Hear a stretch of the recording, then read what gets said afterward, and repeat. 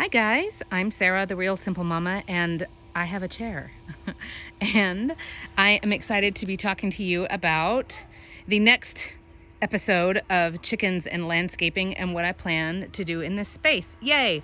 So this video will be educational to an extent as far as what plants you can consider putting in with your chickens, as opposed to, just outside their reach or up in hanging baskets and things like that, but things that they can actually get to. And if you haven't seen the other Chickens and Landscaping, I've been doing a few videos where it's like, this is what I've learned, and then this is my next set of questions. And then you guys have been really helpful, and you've given me suggestions and ideas, and then, we learn some more and we make some decisions and we narrow it down, and now we're at the next step. And it is a hot, still afternoon here in South Texas. You can hear the girls have their fan going. I do have a build video coming up soon about that, about coop ventilation and the solar fan build. That video will definitely be up by the end of April 2020. And then we have the coop door build, which is coming also. So anyway, what I wanted to do is get into what the decisions I've made as far as getting plants. I actually hope to go get some of them tomorrow and be planting all weekend. And we've got wild dogs and wild children out here playing. Oh, she's going zoomy, y'all. Watch out. So here's the plan. Now, I am in zone 8 for those of you, if you're new to here or if you don't remember. And that's the USDA zone that tells me, here are plants that you can look for that work with your climate and the weather and all of that stuff. So, what is it, Lace?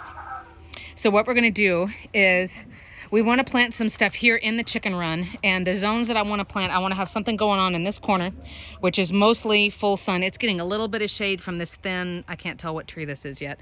It's getting a little bit of shade, but this area is going to be in full sun, and this is going to be some sort of shrub or something. And then we have this long area that goes all the way to there, and then I want to go probably at least to that mirror and maybe farther along.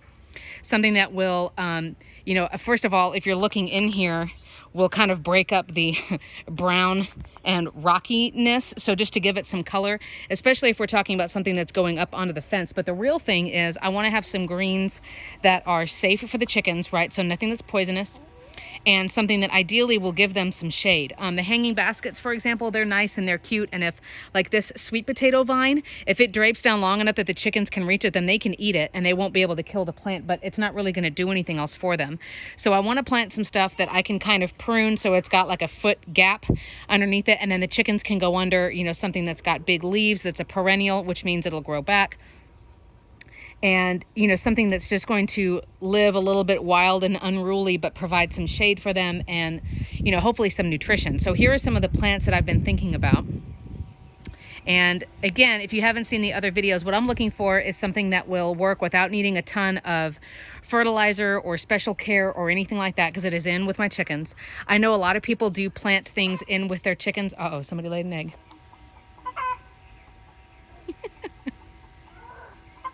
Oh, someone's really proud of themselves. Is it Flopsy? Yep.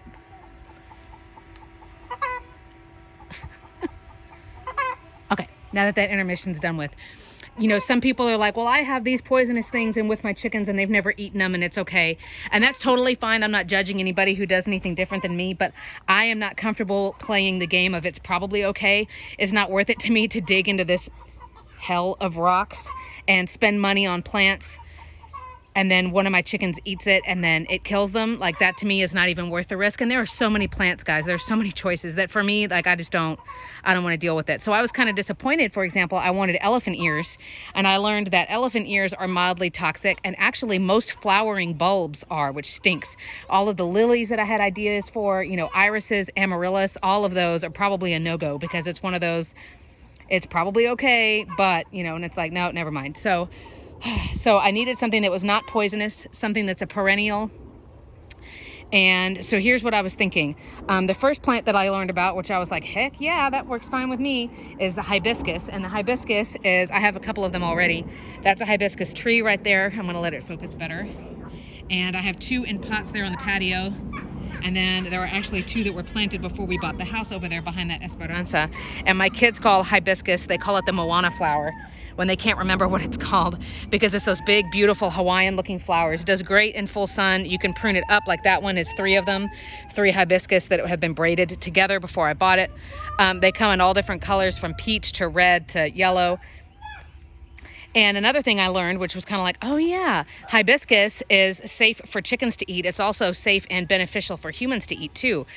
People can make, you can make teas out of hibiscus. There's, you can dry it up. There's some chicken food and chicken treats you can buy that have hibiscus in it, because hibiscus is high in calcium.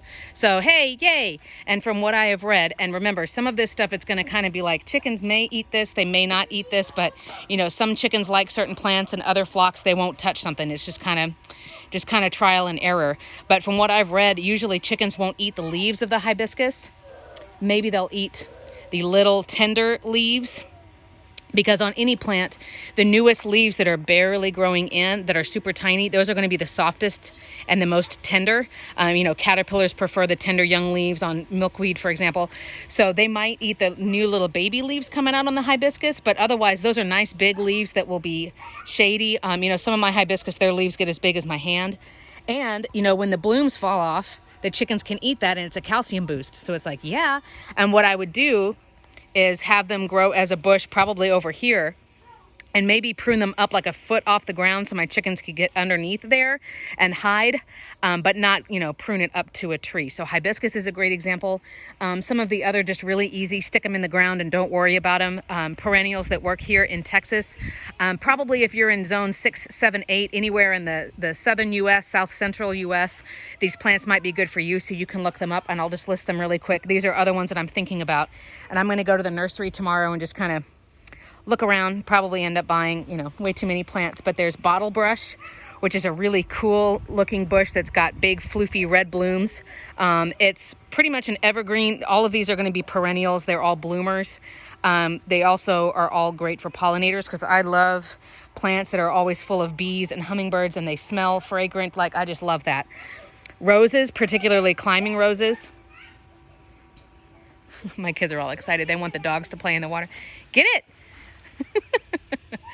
We are a water family, and we want our dogs to love the water too. But our new dog, Penny, the brown one on the right, she's kind of like, I don't know. Is this like a bath in disguise? Because I don't like those. Okay, anyway, sorry. So firebush is another one that is a really awesome, the blooms look like fireworks. There is an orangish narrow bloom that's great for pollinators, especially hummingbirds. What else am I thinking of? There is a new Texas hardy plant called the Mystic Spires salvia.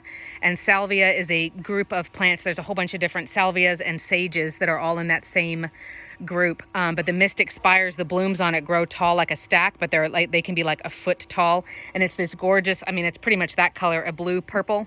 And it will spread from year to year. Because in here, it's not like, oh, I want this plant to only stay in this one little corner. I don't want it to spread. If you can spread here in the chicken run, go ahead. You don't have any competition.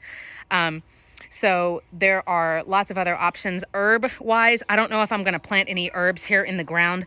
I'm definitely going to have an herb garden out there, not just pots, but like an actual garden bed in the next year or two. But the herbs that I would probably plant in here is more rosemary, and then you can let it flower. There are actually 2 different kinds of rosemary. There's like a trailing ground cover kind, and then there's the kind that grows up as a shrub. You see, I'm trying to get rid of that watchstand line there. And it's great to let the rosemary flower. It has teeny tiny little lavender color blooms, but the pollinators love them, and the rosemary will bloom early before a lot of other plants are ready. So it's great for early spring pollinators. Rosemary is also an evergreen. Mine is super chill. I've had that one for 3 or 4 years. I prune it all the time. We use rosemary all the time. There is a flea spray you can make where you basically make a really super strong tea with boiled water and rosemary sprigs and lemon slices. And it's a flea deterrent, spider deterrent, mosquito deterrent. So we're propagating and clipping that guy all the time.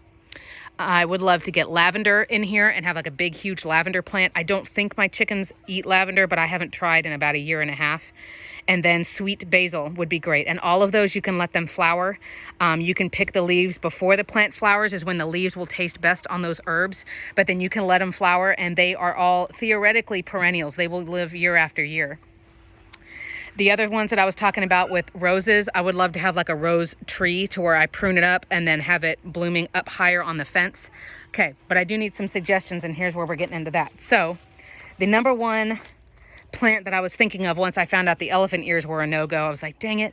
And I thought, banana tree. Oh my gosh, big, gorgeous, beautiful leaves on the banana tree. They grow really super fast. We've had them before in our family home, and it grows really nice and tall in 1 year, and then it freezes down, and you cut it way down. You basically scalp it, kind of like what you would do with some of the smaller palms. But then in 1 year, it grows all the way up again. Well, and some of you guys suggested that too. I did some research on that, and unfortunately, they will grow to 10 to 16 feet tall in one season, like in less than a year. We're gonna have the bird netting up here, guys. So I can't do that and have this tree like over time, like, pop the netting off or anything. So it was like, oh shoot. So then the other thing that you guys suggested, and it was like, hallelujah, were hops, which is a hop vine. And then I looked into that, and I was kind of like, oh, well, maybe not. But grapevines, guys, grapevines, like that was the best idea. So what I'm going to do is, I've looked into it. It's definitely safe for chickens. It is a perennial vine, which means it's not going to die every year. And it looks like you only have to prune it once a year. Now, those of you who have ever had grapevines, give me some advice, give me some tips, because I'm doing a lot of reading, but I love hearing from you guys too. Like Addie, a lot of you guys, you're such great gardeners. I love learning from all of you. So the leaves grow huge. You can eat the leaves. Obviously, the chickens will eat leaves and grapes that they can reach. But as long as I protect the root system for a while and let it get up there, then obviously they won't be able to reach anything that's higher up. And here's what I want. So here's where I'm a bit leery. I've always been really hesitant, even though I love vines, like jasmine, all different kinds of vines. I don't like them growing on my fence or on my structures, brick or wood, because I worry about over time it damaging the integrity of the structure itself, it rotting the wood underneath or whatever. And if I'm getting a grapevine, which is a perennial vine, I'll prune it back once a year, but I'm not pruning it all the way to the ground and killing it. So I don't want anything to happen to this fence.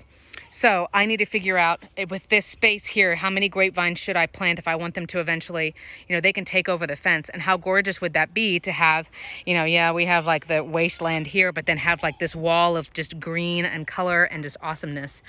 So what I'm thinking is, this is rabbit wire, right? For those of you who have watched my videos, this is the type of wiring out of the 3 kinds. This is the kind that's got the biggest gaps in it.